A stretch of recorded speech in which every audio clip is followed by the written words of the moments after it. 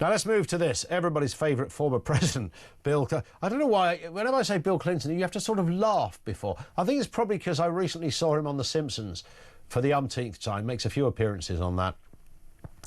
Former US President Bill Clinton and his wife Hillary, that's even more funny, have been subpoenaed to give bombshell testimony about their links to the paedophile Jeffrey Epstein. They'll appear before the Republican-led House Oversight Committee in October, alongside other high-profile Democrats and several ex-Trump officials.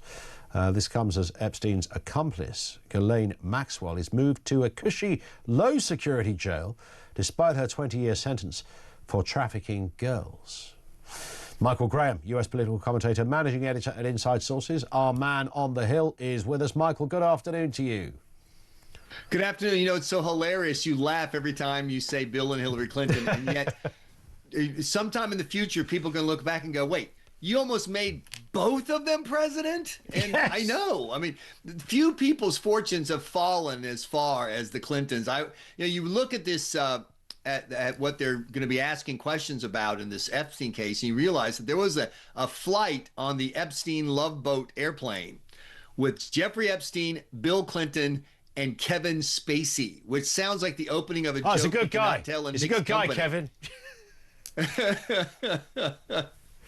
Spacey, you know, Spacey used to live around the corner from here. I did not know that. Yeah, because he was the artistic director of the Old Vic Theatre. Oh, that's right. That's right. Years. Absolutely. Yeah. So he lived around, and we went to our Christmas party once, and he was in the bar with. No.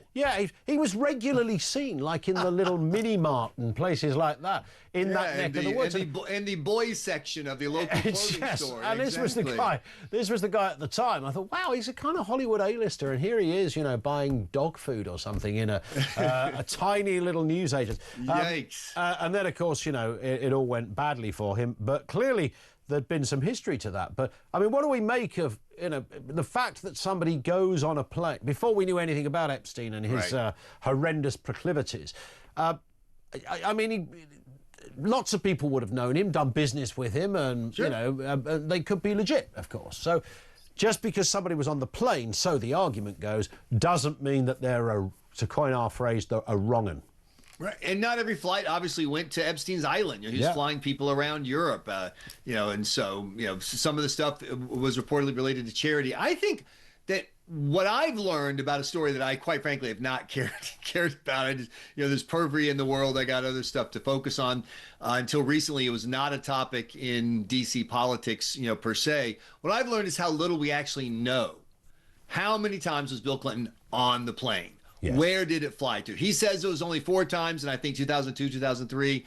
We don't know. That's what he says. Well, no one believes anything Bill Clinton says. I mean, come on.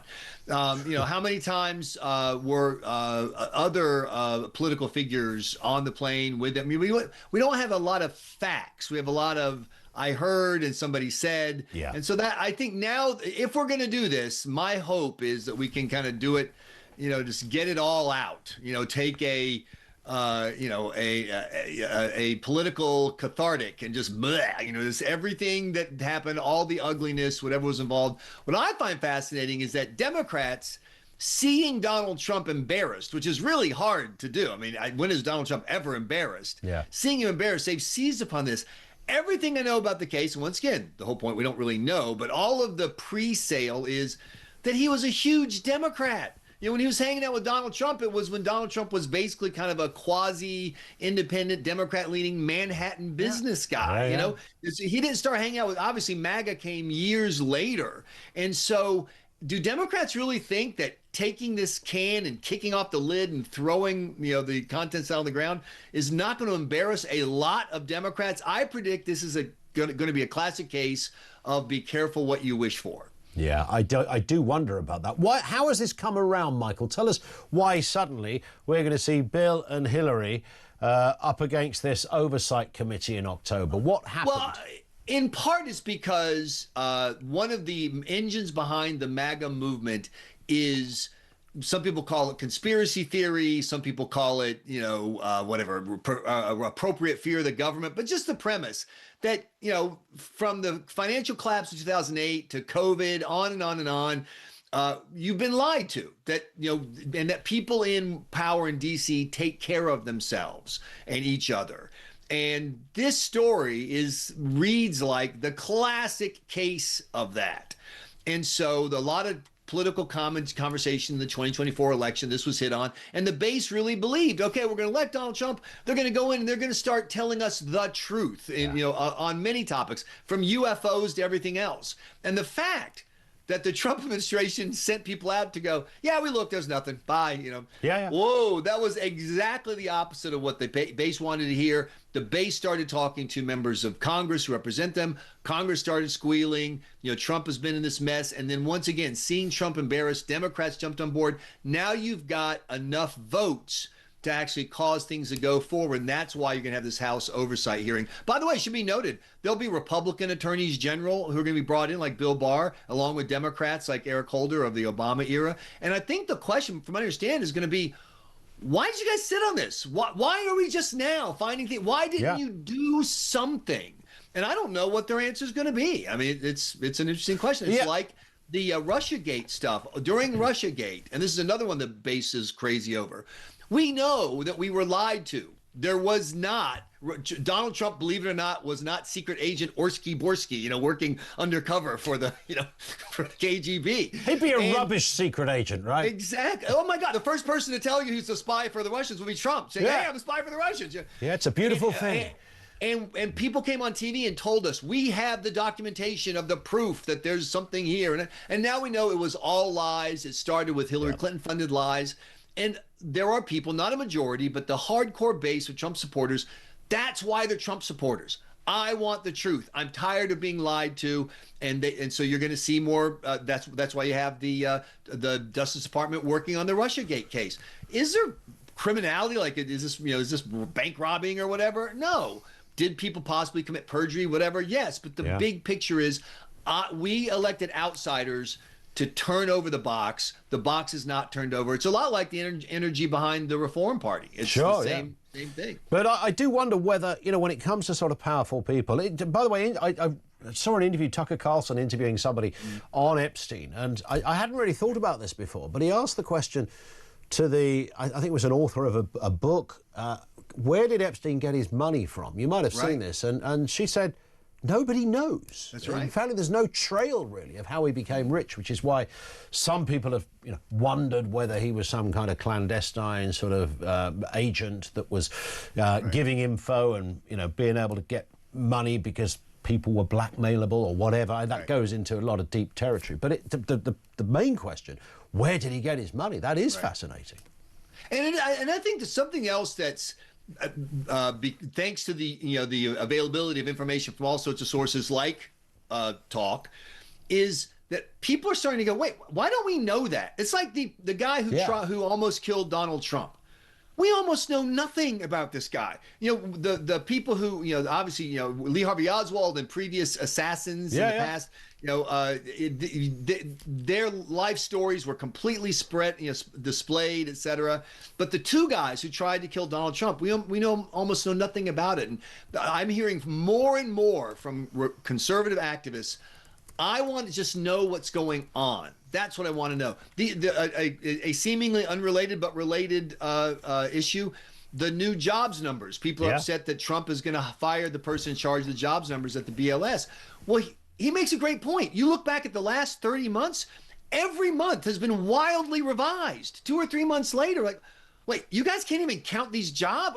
Does everybody suck at their jobs? Yeah, what's really going on? This is not new. It's a very good point about the assassin of Trump, or the attempted assassin. I mean, if I said John Hinckley, everyone knows he's the guy that tried to shoot Reagan. We know that. What's the name of the guy that tried to shoot Trump? What's his name? Exactly. I don't know his name. Exactly. Nobody knows because there's no interest in pursuing it. And this is what the outsiders, and this is a movement across Europe with, some people say, far-right parties, far-left parties, whatever. But I would argue that the big movement is outsiders versus insiders. The outsiders are frustrated with how bad a job the insiders have gone. I actually believe in elitism. I have no problem with it, but you have to have noblesse oblige. That is the idea that if you're going to give us, whether it's the king or the prime minister, whatever, this power and special treatment, we have to deliver. Your life has to get better. Yeah. And when that doesn't happen, as has happened in the 21st century, people feel like their lives aren't better. They get mad. And so they want to know what the hell is going on. Yeah. And that movement is powering politics across Europe and the U.S. 100%. Listen, we will watch this one with interest, and we will speak. By the way, Ghislaine Maxwell moved to a lower security prison. That's right. Is that connected to the interview she did, or the evidence she gave? You think it is. Or is it just unfortunate timing? No. This is definitely related to the process, and so I don't know if they're softening her up, or I don't know if maybe the members of Congress don't want to go to the, the crappy harbcore prison. By the way, guys and girls prisons is a debate issue everywhere. I would just remind you, for the people who are angry about the reform hiccup you're having, don't forget, Kamala Harris said in a video interview that she wanted to use tax dollars to give free sex change operations to illegal aliens who were in prison. That sounds right. There's like 3 steps of felonies going on there, right? It's the second half of the joke that starts with Bill Clinton, Jeffrey Epstein, and Kevin Spacey get into a plane. And then I'll have to put them all together. Absolutely. I love it. Listen, Michael, always a pleasure. Thank you, Michael Graham. He's our man in Washington, our voice on Capitol Hill, commentator and managing editor of Inside Sources. I do wonder with this whole...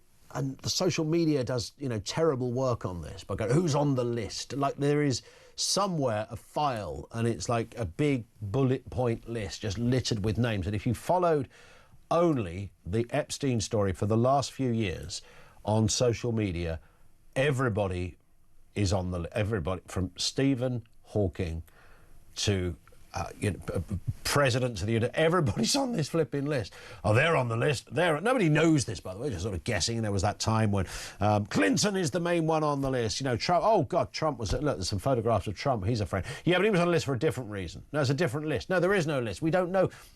Look, a lot of powerful people, they like rubber, they love it. Tony Blair loves press in the flesh. There's nothing Tony Blair likes a weekend away with the Clintons, and they can shoot the breeze, talk about geopolitics, experience, and go over their time in office and enjoy some, 700-pound bottles of fine red. And he loves that. Throw in a bit of Bill Gates and a few other everyone that's at those dinner parties and barbecues is all worth several billions of pounds. That's how they kind of roll. They enjoy that. Their vanity, their vainglorious nature almost demands it. They're surrounded by, here I'm not just the president or the prime minister. Look who I wine and dine with. Peter Mandelson loved all that nonsense, didn't he? He couldn't get enough of that caper. So never be surprised if you discover one of them's a wrong-un, that their list of associates includes some other very powerful people. It kind of goes, that bit should not be surprising to anyone. It doesn't mean that they were all doing the same thing. And I'm pretty sure even Epstein managed to take a day off from his, horrendous carnal interests from time to time. So you have to kind of be careful how you digest this one, but it's going to be interesting to see the Clintons at the Oversight Committee in October. Boy, do I hope that's filmed live.